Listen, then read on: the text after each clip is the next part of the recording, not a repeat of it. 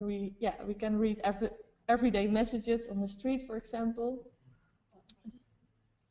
So my design question in my project was, how can letter shapes evolve themselves and come to life?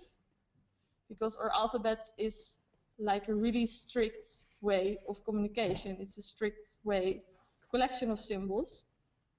So I try to find a balance between completely random and fully controlled. And yeah, this Biohack Academy was also about thinking, testing, watching, results, and failing. So not every experiment was really nice in the beginning or works directly. You have to do it all over again, all the time. And sometimes you have an idea and you don't know if it can work, but it's just about try it. So my first experiment was about grids. And I see a grid as a set of rules with also different dynamic outcomes. So my my theory was that if I can like use bacteria on a grid, that maybe they can grow to watch each other on the grid that I was created.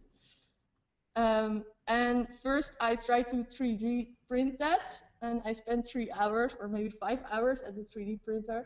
And later on I saw it that I can also buy it for €1 in the store, and kids, they use it, they can put dots on it or knots, I don't know, and then they make it hot and then they can make patterns.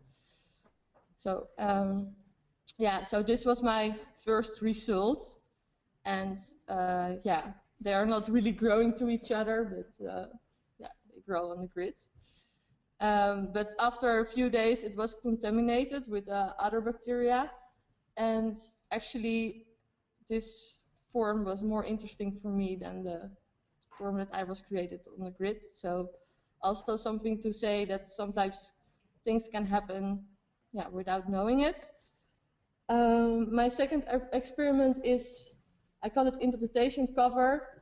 So I tried to design covers that actually was designed by me, but where there is like a way of interpretations of, yeah, maybe I can show it what I did with it. So first I cleaned it, and then I tried to do a contamination test so that the bacteria in the air can go into the petri dish, and that maybe there can grow a shape. And later I tried